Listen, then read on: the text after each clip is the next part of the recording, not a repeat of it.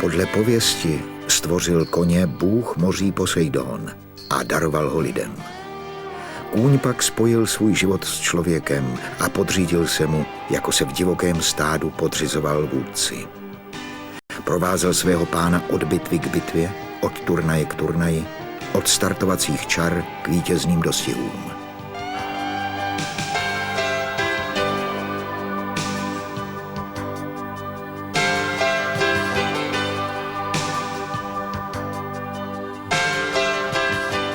I v dnešní době plné rychlých smrtících přístrojů a ďábelských hraček má platnost staré přísloví, že nejkrásnější pohled na svět je ze hřbetu koně.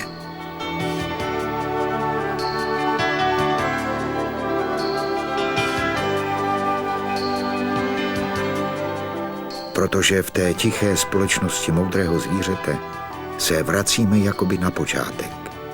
Všechno se zdá být čistší a duše unavená překotnou civilizací pookřívá. Je čas splácení dluhu. Člověče, přicházej tiše a s laskavou dlaní.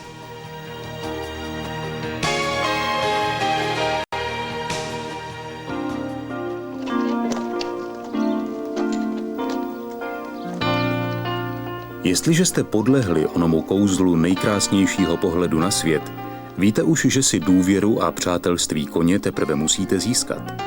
Pak bude platit odvěká zásada, že vás zvíře bude respektovat stejně jako vůdce stáda.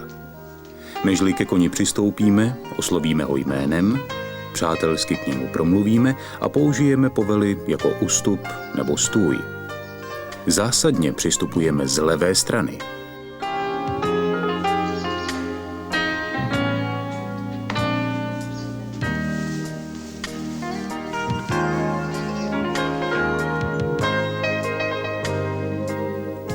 Před jízdou, nejčastěji ještě ve stáji, kde je kůň nejklidnější, ho očistíme, osedláme a nauzdíme.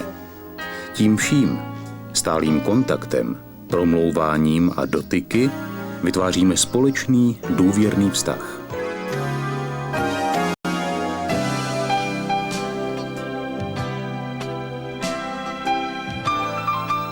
Hřebílko, kartáč, háček na kopyta, houba a hadr patří k nejčastěji používanému náčiní při čištění koně. Postupujeme od hlavy k zadku, jak po levém, tak pravém boku koně. Hřebelcujeme lehce po i proti směru růstu srsti, tak abychom odstranili prach z kůže. Kartáč čistíme o hřebílko a nachytaný prach vyklepeme o zem.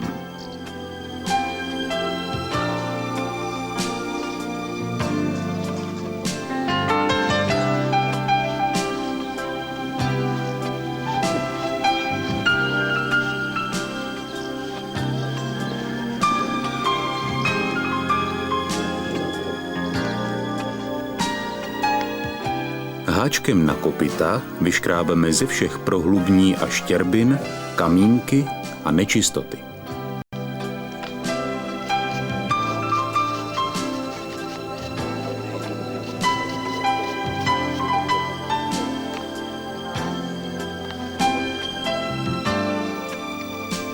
Pokyn koni k zvednutí přední nohy dáme tak, že rukou sjedeme po zadní straně a zvedneme jí za přední část kopyta. Koleno koně si opřeme o svoje stehno.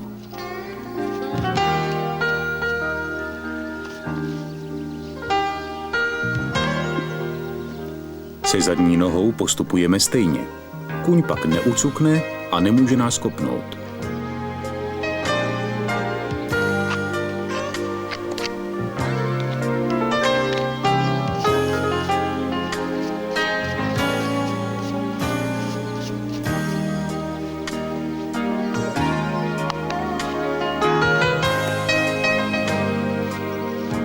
Čupřinu, hřívu a ohon pročesáváme opatrně, aby se nevytrhávaly žíně.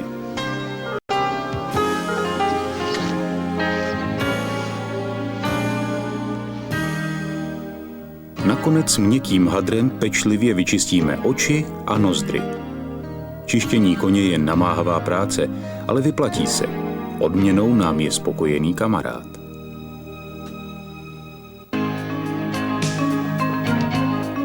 Sedlo nosíme na levém předloktí. Uzdečku můžeme mít na pravé ruce, tak aby se nám volné řemeny nepletly pod nohy.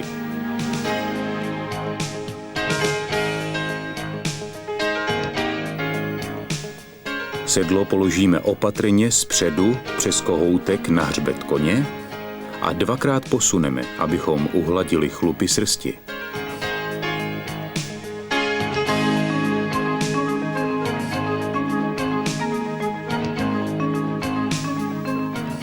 Na pravý bok přejde začátečník raději okolo hlavy koně, aby odtud spustil podbříšník. Ale i zkušený jezdec si respekt zvířete vzbuzuje stálým kontaktem rukou.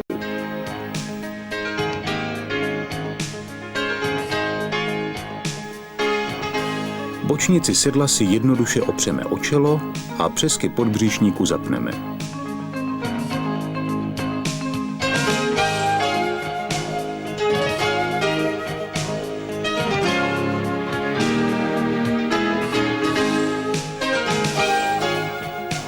Pak stáhneme ochranný kožený kryt. Podbřišník znovu dotáhneme až před jízdou.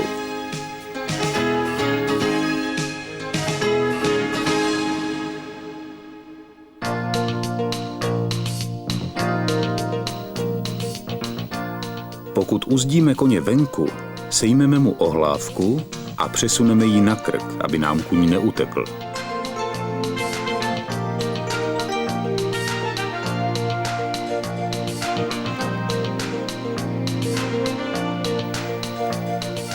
Nasadit uzdu vyžaduje trénink na trpělivém koni. Nejprve přehodíme otěže přes krk koně. Pravou rukou obejmeme hlavu koně a přidržíme nátilník. Dlaní levé ruky zavedeme udidlo mezi pisky koně. Palec vstrčíme do zadní části huby, kde nejsou zuby. Až sem psuneme udidlo.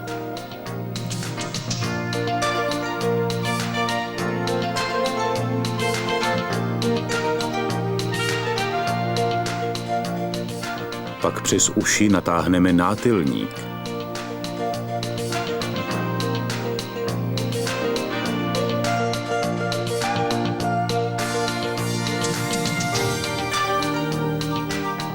Podhrdelník zapneme tak, aby vznikla vůle na výšku dlaně.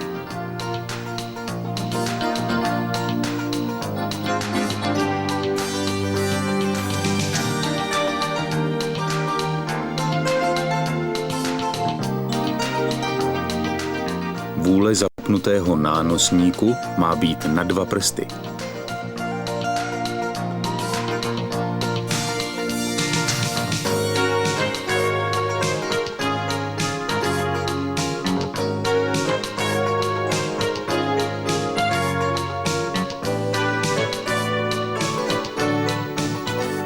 Zbývá už jen sejmout ohlávku a za trpělivost koně odměnit a pochválit.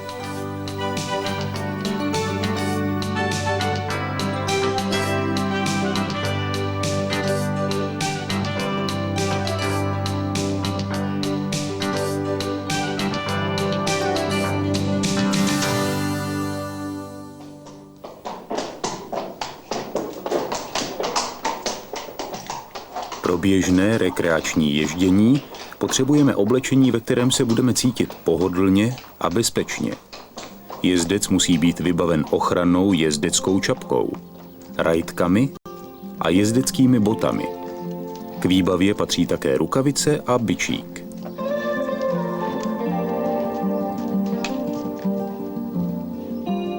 Jezdecká čapka chrání hlavu před úrazem a dnes je povinnou součástí výbavy. Začátečníkům postačí levnější gumové jezdecké holínky. Sportovní obuv lze doplnit také čapsy. Jezdecké kalhoty, rajtky jsou nejpohodlnější.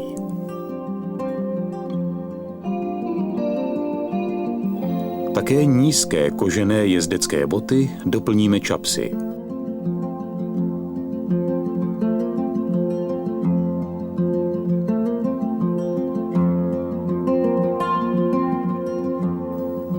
Klasickou jezdeckou obuví je vysoká kožená holínka.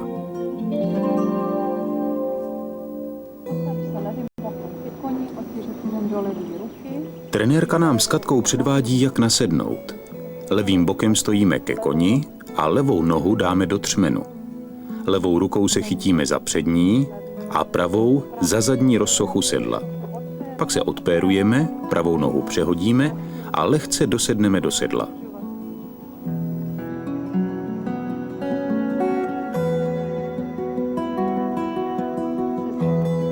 Při sesednutí vezmeme otěže za konec a zánožkou seskočíme. I hned přidržíme koně.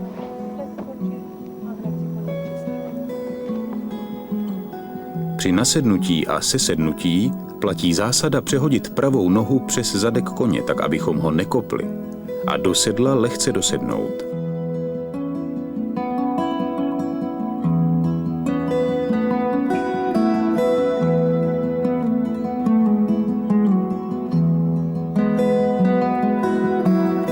Zdatnější jezdci se mohou do sedla dostat i naskočením.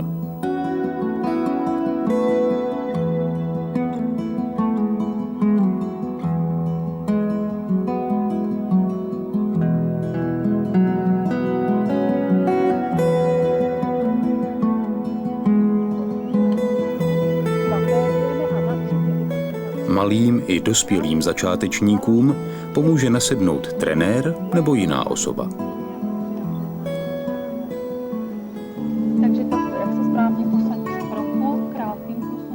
Jak správně sedíme v sedle? Sedacími kostmi sjedeme do nejhlubšího místa sedla a narovnáme se jako Katka.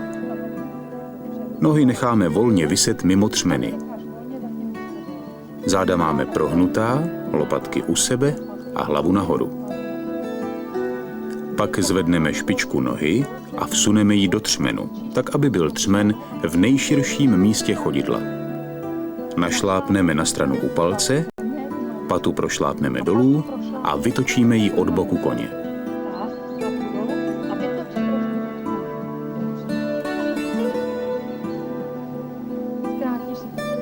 Otěže zkrátíme a uvolníme ruku v rameni.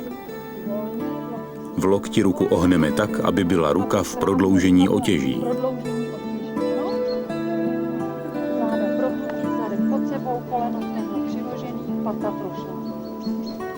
Hlava se dívá dopředu, mezi ušima koně, kam jde. Stačí. Dobře. A teď udělej takto stehení sedu. Při stehenním sedu prošlápneme patu dolů, koleno a stehno přiložíme.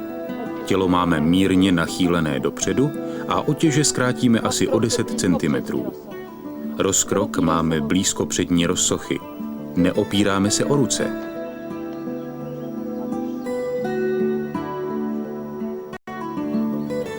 Naučit se správně sedět je základní podmínkou jízdy na koni. Kolmice spojující rameno, kyčel a patu znamená, že už nacházíte smysl pro rovnováhu a začínáte se na koni cítit bezpečně. Hlava si před sebe, před koně.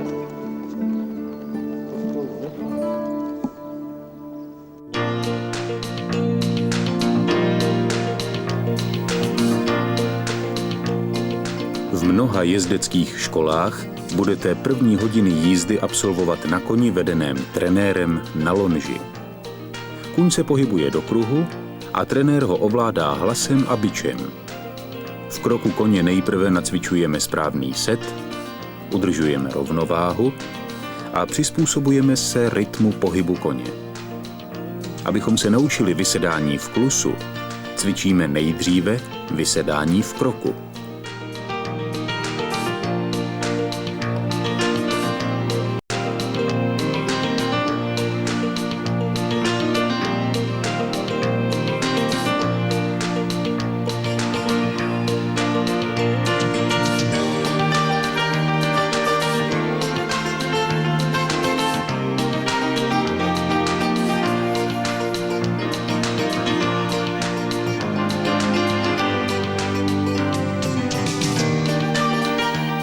Klus jezdíme buď pracovní nebo lehký. Pracovní klus znamená, že sedíme v sedle. Při lehkém klusu se v rytmu koně zvedáme a do sedla dosedáme.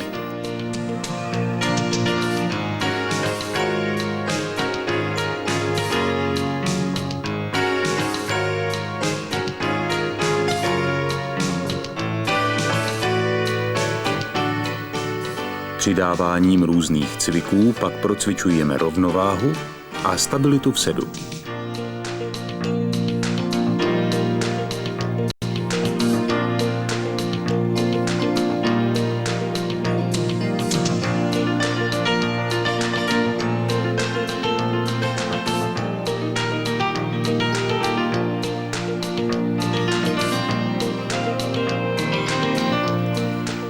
Pro získání rovnováhy trénujeme stehenní set, který později použijeme v lehkém cvalu, abychom koni nezatěžovali hřbet. Stehenní set uplatníme při jízdě z kopce do kopce, při překonávání překážek a při lehkém cvalu, kdy kůň pracuje hřbetem.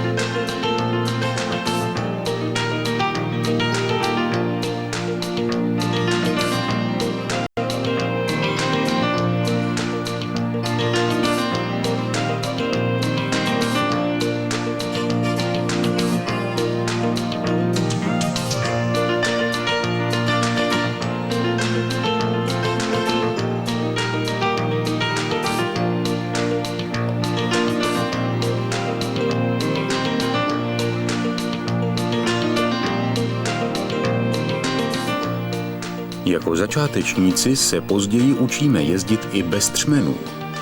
Zvykáme si tak dobře se držet stehny a koleny, protože ty jsou rozhodující pro udržení stability jezdce. Vysedat lze i bez použití třmenů.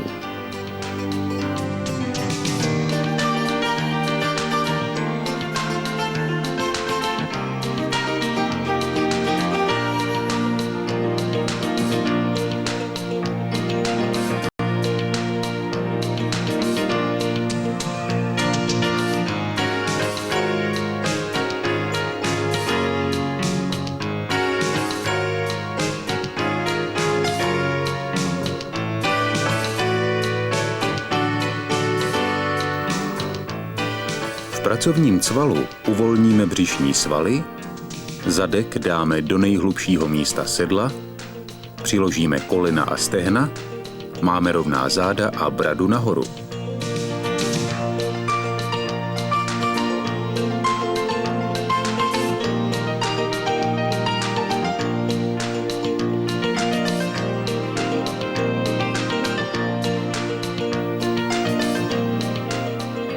Přidáváním dalších cviků hledáme rovnováhu a uvolnění.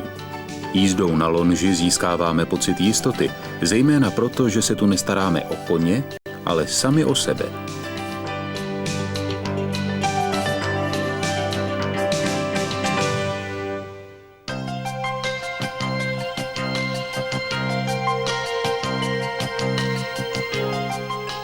Krytá nebo otevřená jízdárna, kterou najdete u každé jezdecké školy, je místem, kde budete koně ovládat samostatně.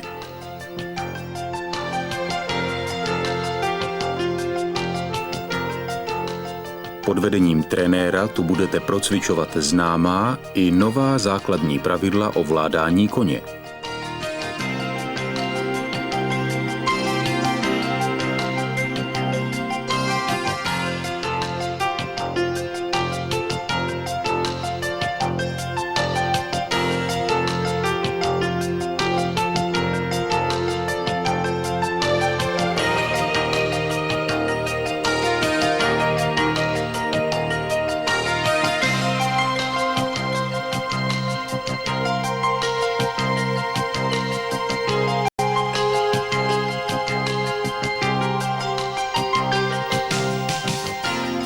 Nežli si zažijete správný set v kroku, postavení nohy v třmenu, práci holení, stehen, rukou i celého trupu, uslyšíte od trenéra mnoho výtek.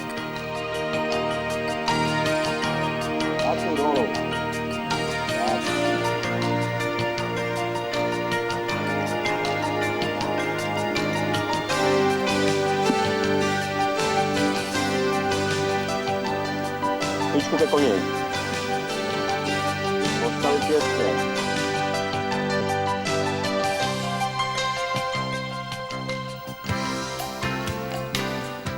Lehké několikeré zmáčknutí holení za podbřišníkem dá pokyn koni ke klusu.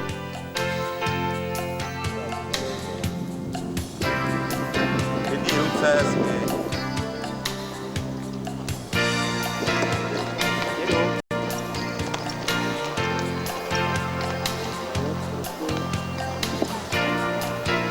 Zmáčknout kolena zmáčknout.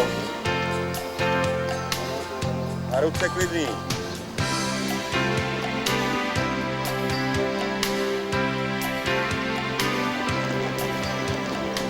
Pracovní klus.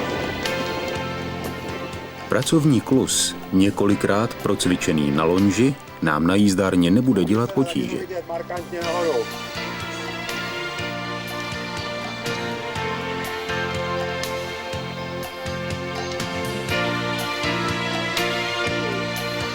A tížíme vnitřní sedací kost, vnitřní holeň. Pokyn pro cval dáme koni mírným posunutím holeně před podbřišník k pleci, zatížením vnitřní sedací kosti a mezi prsty nepatrně povolíme vnitřní otěž. Tak, teď začne cvát, tak na holeň přijde zpátky za odlišný.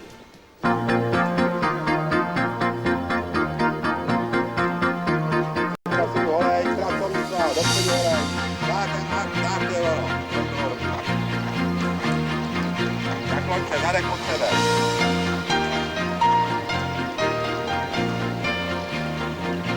Pracovní cvál, dopředu holeň. Tak. A teď jdeš zpátky, to je ono.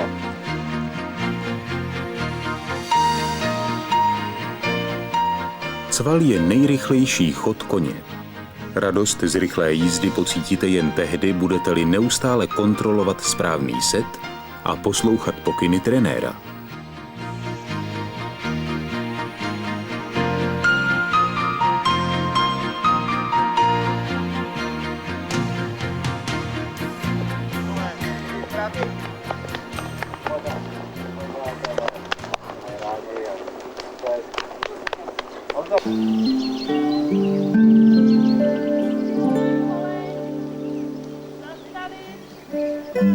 Samostatnou kapitolkou je zastavení koně z kroku. Chceme-li zpomalit a zastavit, sedíme zpříma a ruce držíme v klidu. Jemně přitáhneme otěže a jakmile kůň zastaví, zase je uvolníme.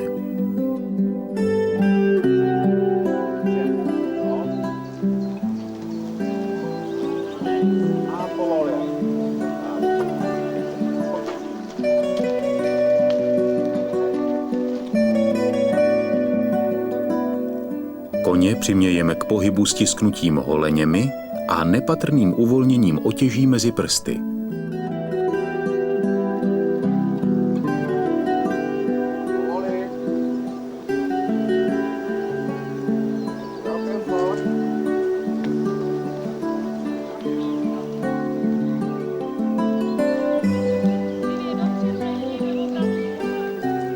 Řídit koně znamená naučit se s ním zatáčet.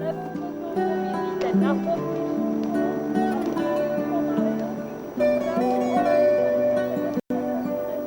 Chceme-li zatočit na levou ruku, pobízíme vnitřní holení na podbřišníku, zkrátíme vnitřní otěž a vnější holení je za podbřišníkem, aby kůň zůstal součástí oblouku.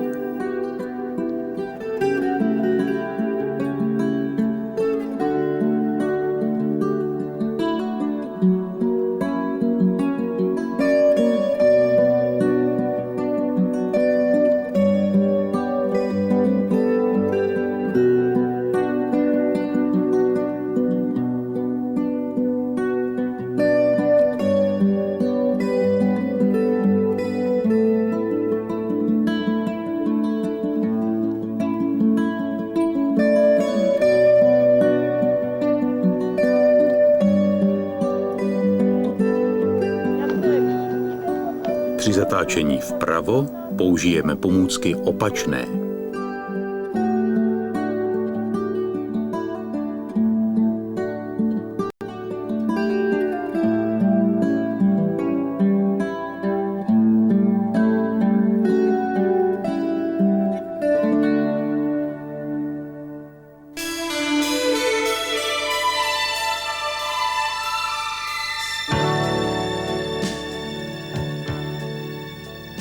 Až budete se svým koněm cválat, zatáčet, klusat nebo jen krokem vychutnávat krásnou krajinu, bude prověrkou vašeho jezdeckého umění každý kopec, který zdoláte jen ve stehenním sedu.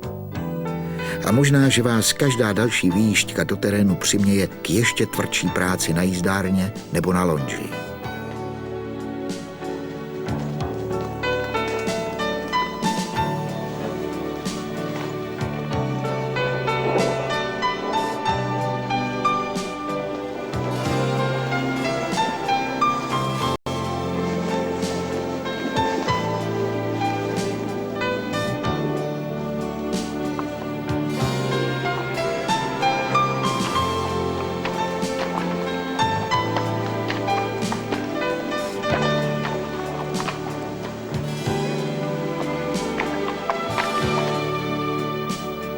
Každý zkušenější jezdec vám potvrdí, že dobře jezdit ve stehenním sedu znamená umět už s koněm také skákat.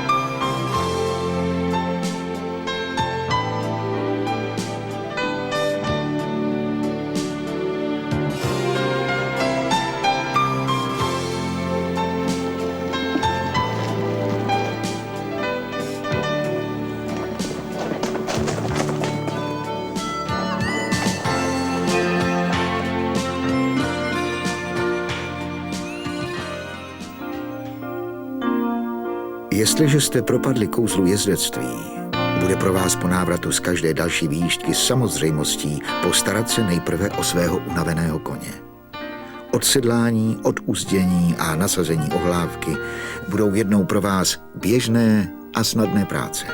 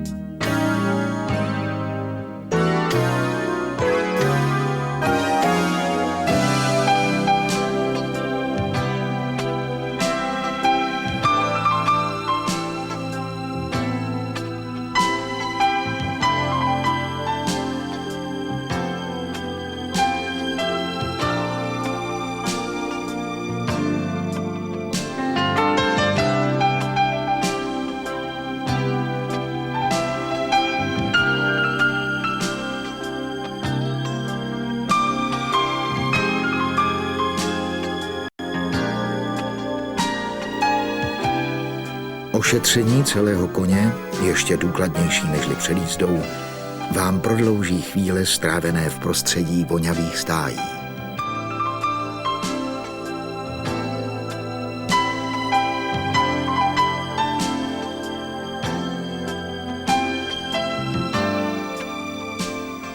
Pochopili jste už, že jezdectví není pouze svezení v sedle, ale práce se zvířetem, porozumění jeho živočišním vlastnostem a hlavně namáhavý trénink na lonži a na jízdárně. A o to vám přece jde.